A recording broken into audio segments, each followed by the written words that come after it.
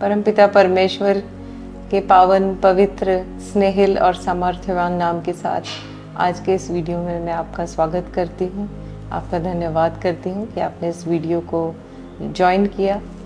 मेरी ये कामना है कि ये वीडियो आपको ईश्वर की ओर मोड़े, आपको ईश्वर का प्रेम और शांति आपके जीवन में प्राप्त हो, आप ईश्वर के अनुरूप ढलें और ईश्वर के उद्देश्य को अपने जीवन में पा सकें। आज के इस वीडियो को बनाने का मुख्य उद्देश्य ये है कि इस YouTube चैनल को क्यों बनाया, उसके बारे में एक पृष्ठभूमि मैं आप लोगों के साथ में बांट सकूं, साझा कर सकूं। इस पृष्ठभूमि को समझने के लिए मैं आपको अपनी खुद की जीवन यात्रा के थ्रू लेके जाना चाहूँगी। इस जीवन यात्रा को मैं 4 मुख्य भागों में विभाजित करना चाहूँगी। पहला भाग मेरा अपनी पृष्ठभूमि, मेरे अपने जीवन की, मैं कहाँ से आती हूँ, परिवार, ये सारी बातें। और दूसरी जो पृष्ठभूमि मैं देना चाहूँगी वो कि मुझे अपने जीवन में किस प्रकार की परेशानियों का सामना करना पड़ा और किस प्रकार से तीसरे भाग में उन परेशानियों के चलते और ईश्वर के प्रेम के चलते मेरा ईश्वर की तरफ झुकी और मुड़ी, उन्होंने मुझे अपनी ओर बुलाया और किस प्रकार से एक व्यक्तिगत रूप से मैं ईश्वर के साथ एक रिश्ता कायम कर सकी। और उसके बाद आखिरी भाग में हम देखेंगे कि इस समय ईश्वर ने मेरे जीवन के लिए क्या उद्देश्य रखा है और इस YouTube चैनल के द्वारा ईश्वर के प्रेम को मैं आप तक क्यों पहुंचाना चाहती हूं और क्या इसके अंदर हम बातें करेंगे, उसके बारे में हम बातचीत करेंगे। तो मैं सबसे पहले अपनी खुद की पृष्ठभूमि देती हूँ। मैं राजस्थान से बिलोंग करती हूँ। मेरी फैमिली में मेरे पेरेंट्स और एक मेरा ब्रदर था जिसकी अब डेथ हो चुकी है 2004 में। वो एक फिज़िकली चैलेंज्ड बच्चा था। और इसके अलावा मेरे परिवार में मुझे सच्चाई और ईमानदारी के संस्कारों के बीच में बड़ा किया गया और ईश्वर की कृपा से पढ़ाई करने का अच्छा मौका मिला और इसके अंतर्गत MSc मैंने किया एनवायरमेंटल साइंस में। उसके बाद मैंने MBA किया और इस तरह से ज्ञान की वृद्धि हुई। और मेरे इस काल में उस समय जब मैं बड़ी हो रही थी, पढ़ाई कर रही थी और चीज़ों को समझ रही थी, उस समय जो भी परिस्थितियाँ रही, उन परिस्थितियों के बीच में मेरे मन में 2 चीज़ें मैं याद करती हूँ तो 2 चीज़ें उसकी हाईलाइट हैं। पहली, मेरे जीवन में मैंने पाया कि मुझे प्रेम चाहिए और उसकी कमी को मैंने महसूस किया अपने जीवन में। और दूसरी चीज़, जो आसपास की चीज़ों से प्रभावित होकर जो मेरे मन के अंदर एक ख्याल बैठ गया कि भले ही मैं एक महिला हूँ लेकिन मुझे अपने पैर में खड़ा होना है। मैं किसी के लिए भी किसी के ऊपर भी निर्भर नहीं रहना चाहती हूँ। मैं आत्मनिर्भर रहना चाहती हूँ ताकि मुझे किसी के दबाव में या किसी के जुर्मों को सहन नहीं करना पड़े। ऐसा जो आसपास माहौल मैंने देखा, उसके द्वारा इस तरह से मेरा व्यक्तित्व बना। तो ये 2 मुख्य चीज़ें थी कि मैं शायद मेरे अंदर कुछ भय था उस समय भी और प्रेम मैं देख रही थी। और उस समय ईश्वर के साथ जुड़ाव इतना ही था कि जो भी पर्व हमारे आते हैं वो पर्व हम मनाते थे। और क्योंकि जो मैंने अपने पिताजी को सच्चाई और ईमानदारी के रास्ते पे चलते हुए देखा, वही बातें मैंने अपने जीवन में सीखी। तो ये मेरा ईश्वर के साथ उस समय इतना ही जो इंटरेक्शन होता है या ईश्वर के ऊपर जो आसक्ति होती है वो इतनी ही हो पाई उस समय। और ये मेरी पृष्ठभूमि है।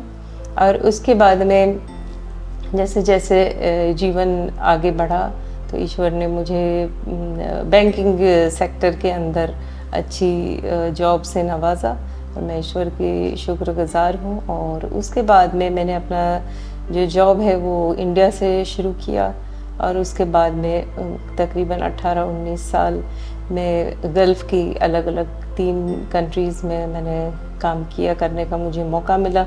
ओमान और कतर और बहरीन, इन 3 देशों के अंदर पीछे अलग अलग विभिन्न ऑर्गेनाइजेशंस में मुझे काम करने का मौका मिला। और 18-19 साल में मैं ये बोलूँगी कि मेरे सोचने से ज़्यादा ईश्वर ने मुझे नवाजा। उन्होंने मुझे वो काम दिया जिस काम की मुझे उन्होंने क्षमता दी थी। तो मुझे कंप्लायंस एरिया में काम करने का मौका मिला बैंकिंग में, जिसमें मेरा मुख्य काम नियम और कानूनों को लागू करवाना था। तो इस तरह का मेरा बैकग्राउंड रहा बैंकिंग में। और उसके बाद में जो मेरी अपनी व्यक्तिगत जीवन में जो मैं आपसे आज साझा कर रही हूँ, और उसको साझा करने का उद्देश्य सिर्फ इतना ही है कि हर किसी के जीवन में परेशानियाँ आती हैं, और वो जो परेशानियाँ होती हैं वो ईश्वर की तरफ मुड़ने का एक बहुत बड़ा स्रोत होती हैं। इसलिए मैं आपसे ये साझा करना चाहती हूँ कि मेरे जीवन में जो परेशानियाँ आई, अगर मैं सही मायने में उनको देखूं तो उन्हीं परेशानियों ने मुझे ईश्वर की ओर मोड़ा। ईश्वर का प्रेम मुझे प्राप्त हुआ। जिस प्रेम को मैं पत्थरों में ढूंढ रही थी, पत्थर की जगह मुझे तो हीरा ही प्राप्त हो गया। तो यही कारण है कि मैं अपनी बेहद व्यक्तिगत बात भी आपसे आज साझा कर रही हूँ। तो इसके बाद में मेरे MBA के दौरान ही मैंने एक व्यक्ति से मैं मिली और उनके साथ वैवाहिक बंधन में बंधने का सौभाग्य भी मुझे मिला। और लेकिन अनफॉर्चुनेटली वो जो बंधन था वो लंबा नहीं चल सका। और बहुत दुख के साथ मैं आपसे ये साझा करती हूँ कि वो बंधन आखिर में टूट गया। और वो टूटना मेरे लिए मेरे जीवन का सबसे बड़ा वो पार्ट था जिसको मैं सहन नहीं कर पाई। और जब मैं इसको आज जब वापस पीछे उसको मुड़ के मैं देखती हूँ तो मैं ये पाती हूँ कि उस समय मेरे अंदर प्रेम नहीं था कि मैं किसी से बिना किसी शर्तों के प्रेम कर सकूं, अनकंडीशनल प्रेम मैं कर सकूं, क्योंकि मैं खुद खाली थी। और इसके अलावा मैं जैसे जैसे अपने जीवन में आगे बढ़ी, मैंने ये पाया कि मेरे अंदर स्वार्थ और अहंकार बहुत सारा था। और वही स्वार्थ और वही अहंकार और खुद जो खाली होता है वो किसी को प्रेम नहीं दे पाता है। तो जब मेरे जीवन में मुझे एक तलाक को फेस करना पड़ा, जो कि मैं बिल्कुल भी नहीं चाहती थी, या इस तरह की शादी को मुझे फेस करना पड़ा जैसा मैंने सोचा था वैसा उसमें कुछ भी हो ना सका। तो उस समय पे मैं काफ़ी टूट चुकी थी। अपने आप को मैंने बहुत अकेला पाया, क्योंकि मैं अपने माता पिता को उस उम्र में दुख नहीं देना चाहती थी उनके साथ कुछ भी साझा करके। तो ये सारी बातें उस समय हुई। तो मैं आपसे ये साझा करना चाहती हूँ और यही वो समय था जिस समय मैं ईश्वर की ओर मुड़ी। और ईश्वर की तरफ मुड़ने का जो पहला स्टेप था वो ये था कि उस समय मैं किसी भी ईश्वर को नहीं जानती थी, ना मेरा किसी से कोई भी व्यक्तिगत रिश्ता था। लेकिन मुझे ऐसा लगता है कि उस समय ईश्वर मेरे आसपास ही थे। और उस समय जो मुझे दिशा ईश्वर से मिली, वो दिशा ये मिली कि मैं अपने गलतियों का, अपने स्वार्थ का, अपने अहंकार का, अपनी पापों का सच्चे दिल से प्रायश्चित करूं। उस समय मैं नहीं जानती थी कि ये ईश्वर को पाने का रास्ता है, लेकिन मेरे अंदर से यही आवाज़ आई कि दूसरी तरफ किसी को देखने के बजाय मैं पहले सबसे पहले अपने आप को देखूं। और जब मैं अपने आप को देखने के लिए बैठी तो वो एक अथाह समुंदर था। उस दिन मैंने अपने पूरे जीवन को खंगोला और अंत में मैंने ये निष्कर्ष निकाला कि हाँ, मेरे अंदर स्वार्थ है, मेरे अंदर अहंकार है। कहीं ना कहीं मैं किसी और को कई बार दुख भी देती हूँ गुस्सा करके। और इसके अलावा मैं सच्चाई पे चलती हूँ क्योंकि वो संस्कार मेरे पिता से मुझे मिले थे, लेकिन फिर भी कहीं ना कहीं मैं इस दुनिया को पाने के लिए या रिश्तों को बनाने के लिए कहीं ना कहीं उस रास्ते से भी भटकती हूँ, कभी ना कभी, ज़्यादा नहीं लेकिन भटकती हूँ। लेकिन मुख्य तौर से मेरे अंदर जो स्वार्थ और जो मेरे अंदर अहंकार था, क्योंकि मैं बहुत छोटे समय में अच्छे पद पे आ गई थी, अच्छा कमाने लगी थी, तो शायद उसका अहंकार कहीं ना कहीं था वो बाहर में शायद अभिव्यक्त नहीं करती थी, लेकिन अंदर वो अहंकार था। और उस चीज़ों के लिए मैंने सच्चे दिल से पछतावा किया और मैं ईश्वर से ये मांगने लगी कि आप मुझे दिशा दीजिए। और ये 3 या 4 सालों में ये सारे बदलाव मेरे अंदर पाए, जब मैंने अपने दुख का सामना किया। और यही वो समय था जब मैं कुछ आध्यात्मिक पुस्तकें पढ़ने लगी और ईश्वर को खोजने लगी। और उस समय ईश्वर ने मुझे ये समझ दी कि मैं जो मेरी शादी में जो दूसरी पार्टी है उसको मैं उसकी गलतियों को जानते हुए भी मैं उसको सच्चे दिल से माफ़ कर सकूं। क्योंकि जब मैंने ये देखा कि जब मैं खुद अपने गलतियों की माफ़ी चाहती हूँ पश्चाताप के बाद, तो मेरे पास क्या अधिकार है कि मैं किसी और को माफ़ ना कर सकूँ। और यही सोचकर मैंने अपने जीवन में यही सोचा कि मेरी अपनी खुद की गलतियाँ इतनी हैं कि मैं कौन हूँ कि मैं किसी और को माफ़ ना कर सकूँ। मैं यहाँ पे उन डिटेल्स में नहीं जाना चाहती दूसरी पार्टी की तरफ से क्या गलतियाँ थी या नहीं थी, लेकिन मैं ये ज़रूर बोलना चाहती हूँ कि एक वैवाहिक जीवन में आपका घड़ा अगर प्रेम से भरा होगा तभी आप किसी और को प्रेम दे सकते हैं। यही मेरी लर्निंग है इस पूरी प्रक्रिया में, कि मुझे लगता है कि मुख्य परेशानी यही थी कि मेरे पास अपने पास प्रेम नहीं था। मैं ईश्वर के भरपूर प्रेम से वंचित थी, इस वजह से इस तरह की परेशानी आई। लेकिन वो जो परेशानी, वो जो दुख मुझे झेलना पड़ा उस समय और अकेले झेलना पड़ा, और वो मैं आज सोचती हूँ कि वो बहुत अच्छा हुआ। उस वजह से मैं ईश्वर की तरफ मुड़ी। तो 3-4 सालों में मेरी इस घटना के अगले 3-4 सालों में मैं ईश्वर को खोजती रही। मैं पश्चाताप करती रही और अपने आप को बदलने की कोशिश करती रही जिन चीज़ों के लिए मैंने पश्चाताप किया था। लेकिन मैं एक तरह से गिल्ट के रास्ते में थी। और उसके कुछ समय के बाद मैं जिस जगह काम कर रही थी उस जगह मुझे काम में परेशानी का सामना करना पड़ा, क्योंकि मैं ओमान देश में थी उस समय, और वहाँ के नियमों के अनुसार मेरी पोजीशन एक लोकलाइजेशन हुआ मेरी पोजीशन का, और मेरे पास एक नोटिस भी उसी समय आ गया कि मुझे दिसंबर तक ही वहाँ काम करने का मौका था। मेरे लिए वो बहुत बड़ी बात थी, क्योंकि मेरे जीवन में प्रेम नहीं था और मैंने सोचा था उस समय कि मैं शायद इसके लायक नहीं हूँ, और इसलिए मैं पूरी तरह से अपने काम के ऊपर, अपने जॉब के ऊपर आश्रित थी। और उसी समय मेरी मम्मी को डिप्रेशन का एपिसोड भी हुआ, और उनको मुझे वहाँ ओमान में ही थे वो उस समय मेरे साथ, और उस डिप्रेशन की वजह से और हालांकि मुझे काम ढूंढने के ऊपर अपना ध्यान देना चाहिए था, लेकिन मैं वो ध्यान नहीं दे पाई। और उसी टाइम पे जब शायद मेरे काम में 6 महीने बचे थे, तो उसी टाइम पे मुझे डेंगू बुखार भी हो गया। तो ये सारी चीज़ें मेरे साथ उस समय एक साथ हुई।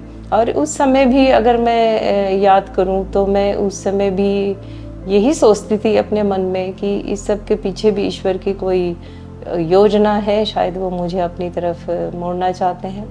और इसी दौरान डेंगू के बाद में उस समय जब मेरे घर में एक हाउस हेल्प काम करा करती थी, उसका नाम सुजाता था, और उसने मुझे कहा कि मैडम आप 3-4 रात से सोए नहीं हो, हम लोग प्रार्थना करते हैं आपके घर पे, अगर आप मानो तो मैं प्रभु यीशु में मानने वाले कुछ लोगों को आपके घर पे लाके प्रार्थना करवाना चाहती हूँ। और वो मेरे घर पे आए प्रभु यीशु के लोग, उन्होंने मेरे लिए प्रार्थना करी, और उसके बाद में 3 या 4 रातों के बाद उस दिन शांत होकर मैं सोई। और उसके बाद जब मैं अगले दिन उठी तो मुझे ऐसा लगा, ऐसा प्रतीत हुआ कि मेरे साथ कोई है, कोई अलग शक्ति मेरे साथ में है जो कि मुझे ये कह रही है कि आपको पश्चाताप के माइंड में रहने की ज़रूरत नहीं है। और उसके बाद मैंने पहली बार अपने घर में पढ़ी हुई बाइबल को पढ़ना शुरू किया। और जब मैंने पढ़ना शुरू किया तो मुझे ऐसा लगा कि मैं जिस परिस्थिति में थी उसका उत्तर मुझे मिल गया। मैं पश्चाताप में थी और उस समय मेरे पास जो मेरी समझ आई मुझे उसको पढ़ के वो ये था कि मुझे ये बताया गया कि प्रभु यीशु ने मेरे सभी पापों को अपने ऊपर लिया है और उन्होंने मुझे पवित्र किया है। न केवल वो मुझे पवित्र करेंगे परंतु वो मेरे अंदर अपना वास भी देंगे पवित्र आत्मा के रूप में, और मुझे जो मैं नया स्वरूप चाहती हूँ अपना, उस पे चलने में मेरी मदद करेंगे। और मेरे लिए ये बात को समझना, उसको स्वीकार करना बहुत मुश्किल था कि मेरे पापों के लिए कोई किस प्रकार से, क्यों कोई मेरे पाप के लिए सज़ा अपने ऊपर लेगा। लेकिन बाद में मुझे ये समझ में आया कि वो उसी प्रभु यीशु इसी उद्देश्य से इस धरती में आए थे, सभी के पाप अपने ऊपर लेकर उनको पवित्र करके और स्वयं परमपिता परमेश्वर का वास उनके अंदर देने के लिए। तो ये जो है, इस प्रकार से मैं प्रभु यीशु की तरफ मुड़ी, क्योंकि उन्होंने उस समय मुझसे बात की जब मैं तकलीफ में थी। और उसके बाद जब मैं प्रभु यीशु की तरफ मुड़ी तो वहाँ की वो यात्रा वहाँ से कुछ अलग है कि मैंने अपने पाप थे उनका प्रायश्चित किया और मैंने अपने आप को प्रभु यीशु में आने के बाद पवित्रता मानी और मुझे समझ में आया कि प्रभु हैं मेरे साथ, और वो किस तरह से मुझे और मेरा जो है उनके साथ व्यक्तिगत रूप से एक रिश्ता मेरा प्रभु से इस प्रकार से कायम हुआ कि जब भी मैं प्रार्थना करती या जो भी मेरे जीवन में चलता, प्रभु मेरे को उसका उत्तर पवित्र शास्त्र बाइबल के द्वारा देते। क्योंकि जो भी मेरे मन के अंदर शुरू से यही मेरे को प्रभु की तरफ खींचता रहा, और आज इस घटना को 8 या 9 साल हो चुके हैं और हर दिन ईश्वर इसी प्रकार से पवित्र शास्त्र बाइबल के द्वारा मुझसे बात करते रहे। कहीं मैं अगर गलत होती तो वो मुझे उसका दिशा देते, और अगर जब मैं अपनी जॉब के लिए परेशान थी तो प्रभु ने मुझे वचन दिया। वचन उस समय प्रभु का यही आया कि आपको भयभीत होने की ज़रूरत नहीं है, मैं आपके साथ में हूँ। और अद्भुत रूप से मैं कहूँगी उस समय मेरी माताजी की भी स्वास्थ्य में बदलाव आया, वो थोड़ी इम्प्रूव हुई, वापस वो इंडिया में आए। और उसके बाद में जो है मैं ऐसा समझती हूँ कि मेरे द्वार पे ही खुद स्वयं जॉब चल कर आई, और मैं उन लोगों का बहुत शुक्रगुजार हूँ, ओमान के सभी लोगों का जिन्होंने मेरे इन 10 साल ओमान में मेरे भाई और बहनों का किरदार निभाया। जब मैं टूटी हुई थी तो उन्होंने मेरा साथ दिया, इसलिए ईश्वर उनको हमेशा आशीष दे। तो इस तरह से ईश्वर के प्रेम को जब मैं समझती हूँ तो मैं ये समझती हूँ कि उन्होंने मेरा बहुत, सबसे पहले उन्होंने अपना प्रेम मुझ पे दर्शाया। उनका प्रेम देखकर मैं उनसे प्रेम कर पाई, क्योंकि पहले उन्होंने मुझसे प्रेम किया। और जो उनसे मेरा रिश्ता बनता चला गया, उस रिश्ते में और इस बातचीत में जो मेरी उनसे रोज़ होती रही, उसमें मैंने 3 बिंदुओं को समझ लिया कि पहली चीज़, प्रभु ये मुझे ये बताना चाहते हैं कि वो वास्तव में है, वो एक सच है और वो मुझसे बहुत गहरा प्रेम करते हैं और वो मुझे कभी नहीं छोड़ेंगे, चाहे मैं कितने भी अपने जीवन में गलतियां कर लूं। तो वो प्रभु का शाश्वत प्रेम वो प्रकट करना चाहते हैं पवित्र शास्त्र बाइबल के द्वारा। दूसरी चीज़, जब हम पवित्रता की ओर जाते हैं, प्रभु की ओर जाते हैं, तो वो बहुत पवित्र हैं, तो प्रभु हमें पवित्र बनाते हैं। जब हम उनके रास्ते में हम चलने लगते हैं तो वो रास्ता सच्चाई और ईमानदारी का होता है, वो रास्ता प्रेम, करुणा और दया का होता है, और वो रास्ता होता है दूसरे को माफ़ी देने का। वो रास्ता होता है अपने आप को अहंकार से निकालकर विनम्रता की ओर जाने का। और ईश्वर आपको एक ही बार में बदलने के लिए नहीं कहते, वो पहले अपना प्रेम प्रकट आप पे करते हैं, और जब आप उनके प्रेम को समझ जाते हैं, आप इस प्रेम को खोना नहीं चाहते, तब धीरे धीरे धीरे प्रभु आपके स्वभाव के अंदर परिवर्तन लाते हैं। क्योंकि प्रभु पूरी तरह से आपके अंदर वास करना चाहते हैं। और आप जब पवित्र होते जाते हैं तो आपको खुद ही को एक अच्छा लगता है कि हाँ, मैं एक ईश्वर के अनुरूप चलने वाला मनुष्य हूँ और मैं ईश्वर को खोना नहीं चाहता, किसी भी कीमत पे मैं ईश्वर को खोना नहीं चाहता। क्योंकि जब ईश्वर हमसे प्रेम करते हैं तो हमें दुनियादारी की सभी प्रकार की परेशानियों से मुक्ति मिलती है, भय से मुक्ति मिलती है, क्योंकि हम जानते हैं कि हमें संभालने वाला प्रभु हमारे साथ में है। और जब हमको हमारे संभालने वाला प्रभु हमारे साथ में होता है और वो हमारे हेल्थ में, हमारे परिवार में, हमारे काम में, हमारे पैसों में, हर बात में जब वो हमारे साथ मदद करने वाला प्रभु हमारे साथ मौजूद होता है तो हम फ्री हो जाते हैं खुद से, अपने आप से हम फ्री होते हैं, मुक्त हो जाते हैं खुद से। और जब हम खुद से मुक्त रहते हैं तो हमारे मन में ईश्वर का प्रेम, उनकी शांति रहती है और उसके बाद हम बिल्कुल मुक्त दिमाग से हम उनके रास्ते के ऊपर चलने के लिए हम हर रोज़, हमारे मन में यही रह जाता है कि हम ईश्वर के प्रेम और उसकी शांति में रहें, किसी भी बात से परेशान ना हो, उन्हीं पे छोड़ते चलें हर कुछ और अपना ध्यान केंद्रित करें कि हम अपने स्वभाव के अंदर किस प्रकार से ईश्वर के अनुरूप अपने आप को ढाल सकें। क्योंकि ईश्वर की यह इच्छा है कि आप अपने आप को उनके अनुरूप ढालें। और उसमें सबसे सुंदर बात जो मैंने पाई कि ईश्वर हमें अकेला नहीं छोड़ते हैं, इस बदलाव के दौरान भी वो हमारे हाथ को पकड़े रहते हैं और वो हमें मदद करते हैं, उनकी पवित्र आत्मा हमें मदद करती है। और ये जो पवित्र आत्मा की मैं बात कर रही हूँ, ये ऐसी आत्मा नहीं है कि आप आएंगे तो आपके साथ तो आप उसमें कुछ शोर करेंगे। ये एक ऐसी आत्मा है जो आपके मन में परमपिता परमेश्वर और प्रभु यीशु के सत्य को उजागर करेगी। ये आपको सच्चाई और अच्छे रास्ते पे चलने में आपकी मदद करेगी और आपको दुनिया में रहते हुए प्रभु से जुड़ने का रास्ता बताती रहेगी। और अंत में जब आप प्रभु के अनुरूप अपने मन के अंदर प्रेम को ढाल लेंगे तो वो आपके अंदर आए हुए उस प्रेम का इस्तेमाल करके अपने दूसरे भाई बहनों को आप वो प्रेम कैसे दे सकते हैं, आपके अंदर क्या गुण ईश्वर ने दिया है, उसके अनुसार वो प्रेम को आपके अंदर कैसे ढाल सकते हैं, उसमें आपकी मदद करते हैं। तो प्रभु का साथ जो मैंने पाया प्रभु यीशु का, वो मैंने सोचा कि ये बड़ा सिंपल है। क्योंकि मैं सोचा करती थी कि जो ईश्वर को पाते हैं उन्हें तो सब कुछ त्याग के और किसी पर्वत पे जाके बैठना पड़ता होगा तभी वो ईश्वर को पा सकते हैं। पर मैंने पाया कि प्रभु यीशु का रास्ता बड़ा ही सिंपल था, मतलब इजी था। उसमें आपको एक्चुअली में तो अपने सिर्फ मन की सफाई करनी है, सच्चे दिल से प्रायश्चित करना है, पश्चाताप करना है, उन्होंने आपके पाप अपने ऊपर ले लिए, इस बात को मान लेना है और उनके ऊपर जीवन समर्पित कर लेना है और वो आपको बदलाव में भी मदद करेंगे, आपके जीवन में भी आशीष देंगे।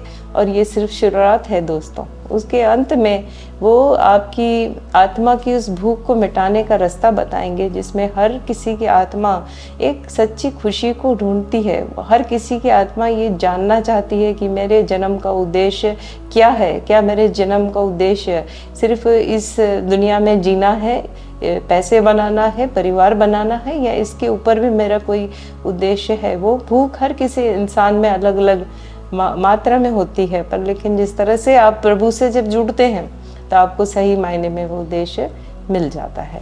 और इसके बाद अब मैं अपने आखिरी पार्ट में आना चाहूँगी जहाँ पे प्रभु ने मुझे ये उद्देश्य दिया कि जिस तरह से तुमने मेरा प्रेम पाया, जिस तरह से तुमने अपने अंदर बदलाव को पाया मेरे द्वारा, उसी तरह से तुम्हें ये प्रेम और मेरा संदेश सबके पास पहुंचाना है। इसीलिए मैं आपके पास यहाँ पर बैठी हूँ। लेकिन प्रभु ने जब मुझे ये कार्य सौंपा तो उसके साथ साथ उन्होंने मुझे मेरी एक परीक्षा भी ली। वो ये जानना चाहते थे कि ईश्वर को मैं कितना चाहती हूँ और उनके लिए मैं क्या छोड़ सकती हूँ। कुछ पाने के लिए तो कुछ छोड़ना ही पड़ता है। तो प्रभु ने मुझसे जो मांगा वो ये मांगा कि मैं अपनी जो जॉब है उसको मैं जो गल्फ़ में मेरी जॉब है उसको मैं त्याग करूं। मेरे पास वचन आते रहे साल भर, ये वचन आए और मैंने साल भर लगाया इसको मनन और चिंतन करने में, और मैंने ये पाया कि प्रभु ये मुझे क्लैरिटी से बता रहे हैं, तो मुझे उनके ऊपर विश्वास करना चाहिए और जो आज्ञा वो मुझे दे रहे हैं वो मुझे पूरी करनी चाहिए। तो ईश्वर के ही दिशा देने पे, उनकी आज्ञा को मानकर मैं पिछले 3 सालों से भारत में आ गई, वापस इंडिया में वापस आई। और उसके आने के बाद मैं आपसे दोस्तों शेयर करना चाहूँगी कि ये यात्रा मेरे लिए इस पूरी यात्रा की सबसे मुश्किल यात्रा थी, क्योंकि 18 या 19 साल से मैं एक तरीके से जी रही थी और जो जॉब था वो मेरे जीवन का केंद्र बिंदु था। लेकिन मैं आपसे शेयर करना चाहती हूँ दोस्तों कि यहाँ आने के बाद प्रभु ने अद्भुत रीति से मेरे यहाँ पे रहने का प्रबंध करवाया, मुझे कुछ प्रोजेक्ट्स भी दिलवाए जो मैं यहाँ बैठ के बाहर के प्रोजेक्ट्स कर सकूं, जो मैं सोच नहीं सकती थी कि ये भी तरीका हो सकता है अपने जीवन को यापन करने के लिए। लेकिन मैं कई बार इस समय में वापस से अपने पुराने जीवन को खोजना चाहती थी, जाना चाहती थी, पर हर बार प्रभु के वचन ने मेरे इच्छा शक्ति को दृढ़ किया, मेरी आत्मा की पुकार ने मेरी इच्छा शक्ति को दृढ़ किया कि नहीं, मुझे प्रभु का संदेश, प्रभु का प्यार, प्रभु की शांति आगे पहुंचानी है। मैं इसको खुद लेकर नहीं बैठ सकती। प्रभु के प्रेम और शांति को पाने के बाद मेरे परमपिता परमेश्वर के बाकी बच्चे या मेरे भाई बहन, उनके पास ये संदेश जरूर पहुंचना चाहिए, क्योंकि शायद बहुत से लोग होंगे जो इस दुनिया में अपने आप को अकेला पाते हैं, जो अपने स्वास्थ्य की परेशानियों से, अपने मन की रिश्तों की परेशानियों से, आर्थिक परेशानियों से, अलग अलग प्रकार की परेशानियों से जूझ रहे हैं, मेरे बहुत सारे भाई और बहन। तो इसीलिए इसी उद्देश्य से मैंने ये YouTube चैनल की स्थापना की है, और इस YouTube चैनल के द्वारा हम प्रभु की वाणी को सुनेंगे हर हफ्ते। और मेरा पूरा विश्वास है कि प्रभु आपसे सीधे इस वाणी से बात करेंगे। ऐसा कुछ भी नहीं है कि मैं किसी प्रकार से विशेष हूँ, लेकिन मैं ये मानती हूँ कि आप सब लोग ईश्वर के लिए विशेष हैं, और वो ईश्वर आपसे बात करना चाहते हैं। न केवल वो आपके दुखों को दूर करना चाहते हैं, परंतु वो आपको उन दुखों के माध्यम से अपनी ओर मोड़ना चाहते हैं, अपने सच्चे प्रेम और शांति की ओर लेके आना चाहते हैं, आपके जीवन में खुशी को लेके आना चाहते हैं, आपके जीवन का इस्तेमाल करके दूसरे लोगों के जीवन को भी आशीषित करना चाहते हैं। ये प्रभु की इच्छा है, और यही प्रभु की इच्छा के अनुसार ये YouTube चैनल मैं आज इसका आरंभ कर रही हूँ। दोस्तों, अगर आप अपने जीवन में प्रभु को खोज रहे हैं, आप अपने जीवन में शांति को खोज रहे हैं, अगर आप अपने जीवन में अपने उद्देश्य को खोज रहे हैं, आप अलग अलग समस्याओं से जूझ रहे हैं, तो आपको मैं सिर्फ एक ही बात कहना चाहती हूँ कि ईश्वर से ज़्यादा सच्चा, ईश्वर से ज़्यादा शाश्वत और ईश्वर से अधिक प्रेम करने वाला आपको इस दुनिया में कोई नहीं है। और इसकी सच्ची गवाह मैं हूँ। जो शब्द मैंने आपसे कहे मेरे दिल से निकले हुए और मेरे द्वारा महसूस किए गए शब्द हैं। तो इसी के साथ दोस्तों, मैं आज की इस वीडियो को अंत करती हूँ, इस प्रार्थना के साथ कि ईश्वर आपको छुएंगे, कि ईश्वर की उपस्थिति आपको मिलेगी, कि ईश्वर की आशीष आपके जीवन में आएगी, आपके जीवन में बदलाव को लेकर आएगी, और आगे आने वाले समय में आप दूसरों के लिए भी आशीष का कारण बनेंगे। परमपिता परमेश्वर से प्रभु यीशु के नाम से मैं ये प्रार्थना मांगती हूँ, जो कबूल ज़रूर होगी। आमीन।